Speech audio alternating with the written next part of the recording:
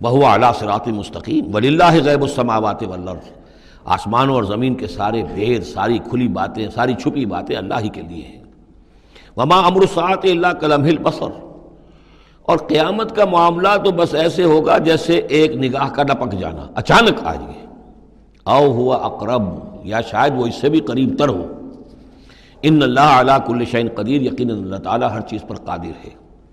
واللہ اخرجکم من بطون امہاتکم لا تعلمون شیئا، اللہ نے تمہیں نکالا تمہاری ماؤں کے پیٹوں سے کہ تم کچھ شے نہیں جانتے تھے، کوئی علم نہیں تھا۔ واقعہ یہ ہے کہ انسان کا بچہ جس قدر کمزور اور ضعیف ہوتا ہے، شاید کسی حیوان کا بچہ اتنا کمزور نہیں ہوتا۔ آپ نے بکری کے بچے کو دیکھا ہوگا، نوزائیدہ کو، وہ تھوڑی دیر بس اس کی ٹانگیں لڑکھڑاتی ہیں، بس تھوڑی دیر، فوراً ہی ولادت کے بعد ٹانگوں پہ کھڑا ہوتا ہے۔ لیکن یہ کہ انسان کا بچہ جتنا لا علم، جتنا ضعیف، جتنا کمزور، جتنا ڈیپینڈنٹ، جتنا محتاج ہوتا ہے۔ واللہ اخرجکم من بطون امہاتکم لا تعلمون شیئا وجعل لکم السمع والابصار والافئدہ لعلکم تشکرون، پھر اللہ نے تمہیں سماعت دی، بصارت دی اور افئدہ دیے۔ یہ افئدہ کا جو عام طور پہ ترجمہ جو ہے آپ نے دیکھا ہوگا دل لکھا ہوتا ہے، مجھے اس سے اختلاف ہے۔ میرے نزدیک افئدہ جو ہے اس سے مراد جو ہے عقل ہے، لیکن یہ میں اس پر گفتگو کروں گا اگلی صورت میں انشاءاللہ۔ ان السمع والبصر والفؤاد کل اولئک کان عنہ مسئولا، وہ جو آیت ہے سورہ بنی اسرائیل کی، وہ اس موضوع کے اوپر اہم ترین ہے۔ پھر اللہ تعالیٰ نے تمہیں کان اور آنکھیں دی اور عقل دی۔ یہ اصل میں ریلیشن شپ یہ ہے کہ یہ سینس ڈیٹا ہے، آنکھوں سے، کانوں سے یہ ڈیٹا، جیسے کہ آپ آج کل کمپیوٹر میں ڈیٹا جو ہے فیڈ کرتے ہیں اس کے اندر، پھر وہ اس کو پروسیس کرتا ہے، پھر وہ انفر کرتا ہے، پچھلی میموری کے ساتھ ٹیلی کرتا ہے، پھر اس سے کوئی نیا نتیجہ نکالتا ہے۔ تو یہ جو برین کمپیوٹر یہاں رکھا ہوا ہے، یہ ہے جس کو کہ سینس ڈیٹا جا رہا ہے، آنکھوں سے، کانوں سے، چھو کر، چکھ کر، سونگھ کر، جو بھی صلاحیتیں ہمارے اندر ہیں، ان سے وہ سارا سینس ڈیٹا جو ہے وہ وہاں جا کر پھر پروسیس ہوتا ہے۔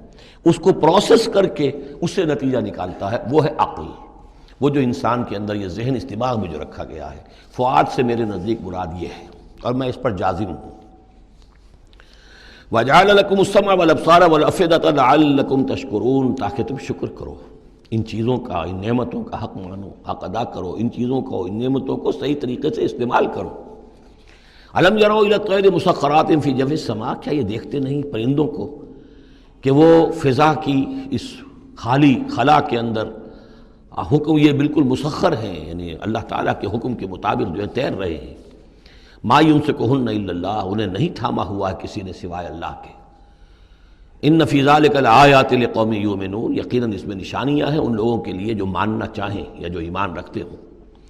واللہ جعل لکم من بیوتکم سکنا، اور اللہ تعالیٰ نے تمہارے لیے تمہارے گھروں میں سکون اور سکونت کی جگہ، رہنے کی جگہ تمہیں فراہم کی ہے۔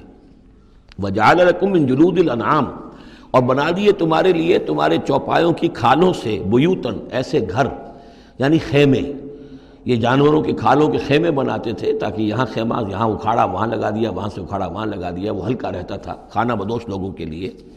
تم ان کی کھالوں سے بنا لیتے ہو گھر، تستخفونہا، جو تمہیں بڑے ہلکے رہتے ہیں تمہارے لیے، یوم ذانکم، جس دن کہ تم سفر میں ہو، و یوم اقامتکم، اور جب تم کہیں اقامت کرنا چاہو۔ وہی خیمے اتارے اونٹ کے پیٹھ کے اوپر سے، وہاں گاڑا، رات کو اس کے اندر آرام کر لیا۔ وَمِنْ أَصْوَافِهَا، اب یہ تین الفاظ آ رہے ہیں جو کہا تھا دفء، تمہارے لیے جڑاول ہے ان میں، انہی حیوانات میں وہ ریشہ پیدا کر رکھا ہے ہم نے، فائبر، جس فائبر کے ذریعے سے کہ تم کپڑا بنتے ہو۔ اب کاٹن فائبر ہے یا اب آرٹیفیشل فائبرز آ گئے ہیں، لیکن سب سے پہلے جو چیز انسان کو ملی تھی وہ تو حیوانات کے جو یہ ان چوپایوں کے جو بال ہیں، ان سے ہی انسان نے کچھ چیزوں کو بننا سیکھا تھا۔ من اصوافہا، صوف کہتے ہیں بھیڑوں کی اون کو، واوبارہا، وبر کہتے ہیں جو کہ یہ ببریاں کہلاتی ہیں اونٹ کی، ان کے جو بال ہوتے ہیں، واشعارہا، اور بکریوں کے بال اشعار کہلاتے ہیں۔ تم ان سے، صوف سے اور ببروں سے اور بکریوں کے بالوں سے، اساساً و متاعاً، تم سامان بناتے ہو، اپنے برتنے کی چیزیں بنا لیتے ہو، الی حین، ایک خاص وقت تک کے لیے۔ واللہ جعل لکم مما خلق ظلالا، اور اللہ تعالیٰ نے تمہارے لیے جو کچھ اس نے پیدا کیا ہے اس کے ذریعے سے سایہ فراہم کیا ہے۔ درختوں کا سایہ تمہیں ملتا ہے، کسی اور چیز کا سایہ اللہ تعالیٰ تمہیں دیتا ہے۔ وجعل لکم من الجبال اکنانا، اور تمہیں پہاڑوں کے اندر چھپنے کی جگہ دے دی ہے۔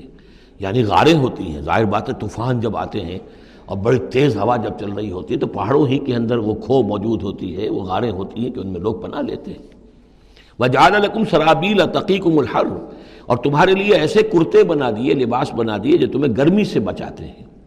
وَسَرَابِيلَ تَقِيكُمْ بَأْسَكُمْ، اور ایسے کرتے یعنی جو ذرا بختر ہوتے تھے کہ جو تمہاری لڑائی کے اندر تمہیں بچاتے ہیں۔ کذالک یتم نعمتہ، نعمت کے لفظ کو پھر نوٹ کیجئے، اس طرح اللہ تعالیٰ اتمام فرما رہا ہے اپنی نعمتوں کا علیکم، تم پر، لعلکم تسلمون، تاکہ تم سر تسلیم خم کرو اور اطاعت کی روش اختیار کرو۔ فَإِن تَوَلَّوْا، تو پھر اے نبی اگر یہ رخ موڑ لیں، پیٹھ موڑ لیں، فَإِنَّمَا عَلَيْكَ الْبَلَاغُ الْمُبِينُ، تو آپ پر تو بس صاف صاف پہنچا دینے کی ذمہ داری ہے۔ یعرفون نعمت اللہ ثم ینکرونہا، یہ اللہ کی نعمتوں کو پہچانتے ہیں پھر منکر ہو جاتے ہیں۔ واکثرہم الکافرون، اور ان کی اکثریت جو ہے وہ ناشکروں پر مشتمل ہے۔